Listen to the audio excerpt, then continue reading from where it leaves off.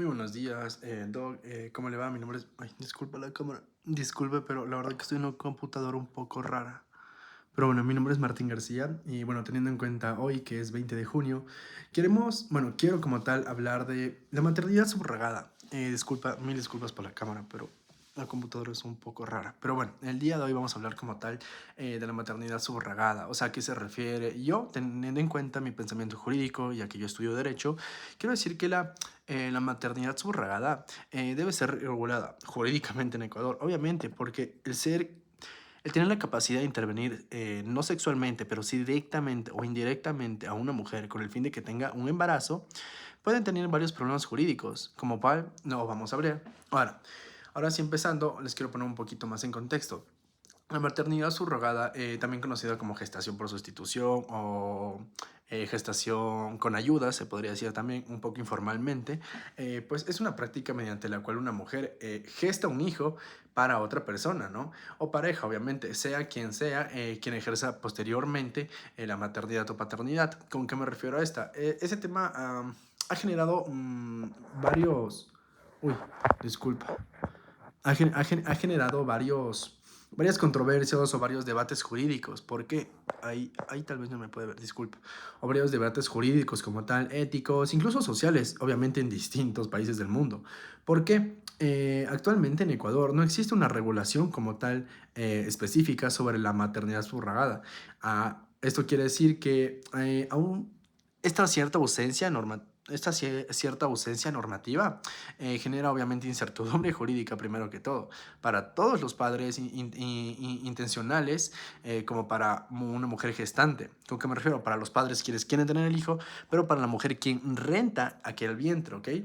Especialmente para el niño o niña que nace mediante este procedimiento, ¿ok? Pero no vamos a hablar de vientres de renta, vamos a hablar de una inseminación, tal cual como cuando, con un término un poco informal, como cuando un perro no puede tener relaciones sexuales con otro, entonces inseminan a la hembra. En este caso nos queremos referir a que la maternidad subrogada es un poco el proceso, tal vez suena un poco muy brusco, se podría decir, pero nos referimos a esa ayuda, a esa inseminación, se podría decir. Entonces, frente a esta problemática, yo sostengo la siguiente postura. Personalmente, yo, Martín García, la maternidad subrogada, primero, debe ser regulada jurídicamente en Ecuador. ¿Por qué? No, más que todo, ¿mediante qué mecanismo o mediante qué? Sería mediante una normativa clara, obviamente, pero la cual garantice los derechos de todas las personas que están dentro de este proceso, todas las personas involucradas, y evite, obviamente, situaciones de vulneraciones de derechos, porque al tener una maternidad subrogada puede haber varios vacíos legales. Entonces, para defender esta postura, voy a presentar como tal tres argumentos fundamentales, respaldados obviamente por evidencia jurídica, doctrinal y también evidencia comparada, que yo me tomé el tiempo de comparar. Bueno, ahora les quiero comentar que mi primer argumento en base a esto sería que la regulación obviamente garantiza la protección del interés superior del niño.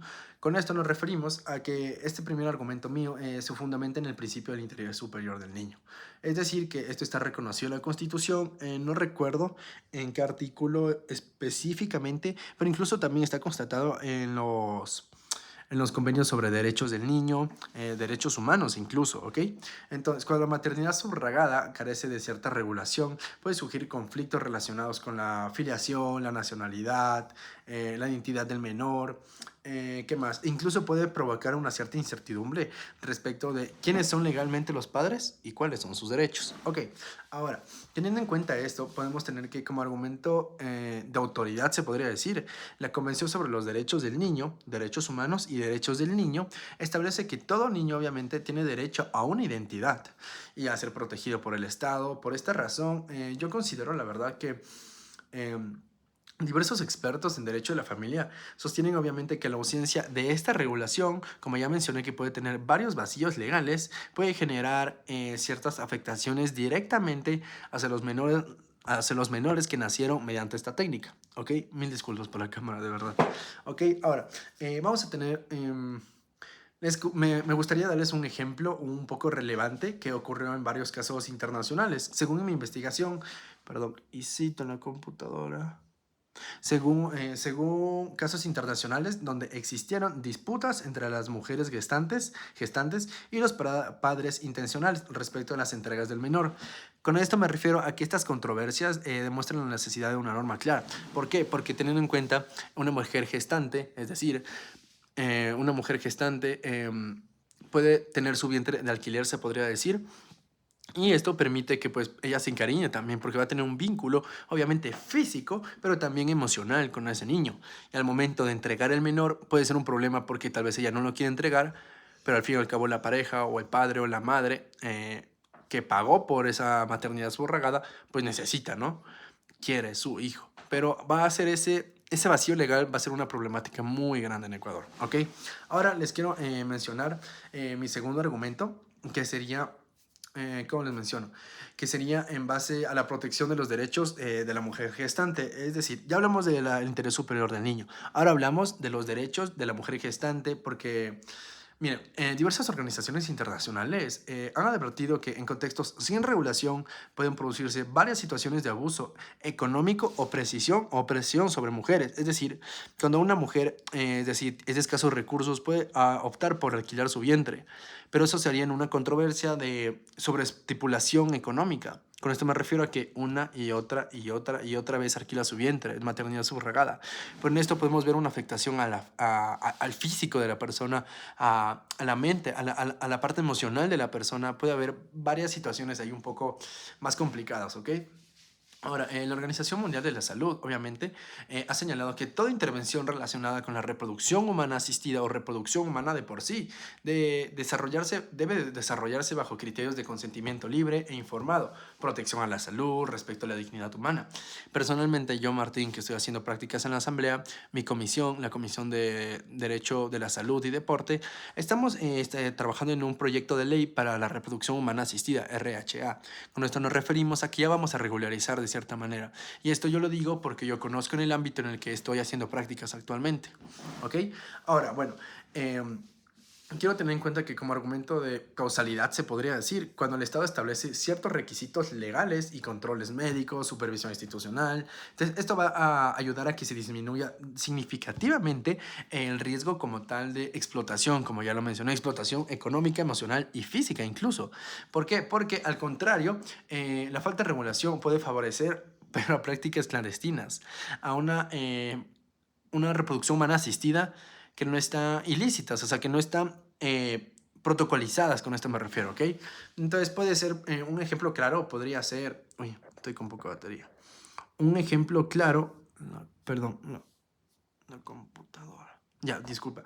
Un ejemplo claro considero que puede ser el observarse en algunos países donde la ausencia de normas permitió que la existencia de intermediarios, es decir, los médicos, que obtengan beneficios económicos desproporcionados, mientras las gestantes carecían de producción jurídica. Es decir, la mujer gestante recibía $1,000, pero el médico que hizo pues la inseminación, se podría decir, recibió 4,000. Entonces no hay cierta principio de proporcionalidad, ¿me hago entender? ¿Ok? Entonces, con esto podemos tener en cuenta también que en base a mi tercer argumento, sería el hecho de que varios países han desarrollado ciertos marcos legales, ¿no? Han desarrollado ciertos marcos legales específicos para regular la maternidad. Entonces, al regular esta maternidad, las normativas obviamente establecen requisitos y de esta manera, ay, disculpa, es que estoy, mil disculpas, profe, pero estoy con esta cámara que es un poquito complicada. Ya, creo que ella me ve mejor. Sí, creo que ella me ve mejor. Ya, ok. Entonces, sí, me va a tocar tenerla. Ya, entonces, como tal, con esto podemos decir que como estas normativas de varios países establecen requisitos, parámetros, de esta manera podemos tener en cuenta que una protocolización de cierta manera de estos métodos o de este procedimiento puede ayudar obviamente a que, teniendo en cuenta cómo ya va a ser un poco más parametrado estos procedimientos, ya no va a haber tantos vacíos legales y ya no va a haber tantas vulneraciones legales como podría o no existir, ¿ok? Entonces, ahora con esto podemos decir que los estudios realizados, sí, miren, yo investigué personalmente varios estudios realizados en México, Europa, España en específico y Francia, o en Ecuador pues aún no, pero hay varios estudios realizados en estos países que muestran que la existencia de estas normas claras reducen los conflictos judiciales, reducen los conflictos emocionales, físicos, porque sí, una mujer puede dar un embarazo incluso a 3 veces, pero ¿y la cuarta, y la quinta, y la sexta? Entonces puede haber una sobreestimulación física y emocional de la mujer no gestante. Entonces eso sería un poco un problema un poco más grande. Me hago comprender? Eso quisiera decir. Y ahora, como conclusión, me gustaría decir que la maternidad subrogada constituye una realidad social jurídica, una utopía se podría decir, ¿ok? Me hago comprender, porque no puede ser ignorada por el ordenamiento ecuatoriano. Entonces, al momento de tener en cuenta como una maternidad subrogada, como una utopía, nos permite tener en cuenta que sí, ciertos límites o parámetros para este procedimiento podrían ser eficaces para la sobreestimulación, ¿no? Pero si es que no existen ciertos parámetros o si no son estructurados específicamente y directamente para los derechos del interés superior del niño, para los derechos de los padres, para los derechos del médico, de la mujer gestante, entonces habría muchos vacíos. Gracias a esos proyectos de ley que al menos en Ecuador estamos construyendo, RHA, yo le comento porque le digo, yo estoy haciendo prácticas ahí, nos van a ayudar mucho a protocolizar esto. Entonces, a lo largo de esta exposición, creo que considero, al contrario, que he demostrado que la regulación jurídica de estos procedimientos permite proteger el interés superior del niño, prevenir posibles problemas o situaciones de explotación a mujeres gestantes y obviamente también otorgar de cierta manera una seguridad jurídica para todas las partes, como acabo de mencionar tal cual.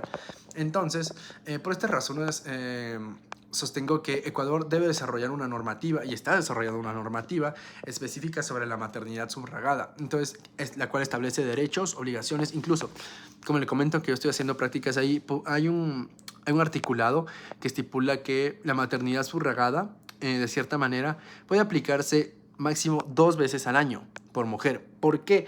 Porque la elasticidad del cuerpo femenino o masculino no va a aguantar más de eso. Son 9 meses. Es casi un año en la que una mujer está embarazada.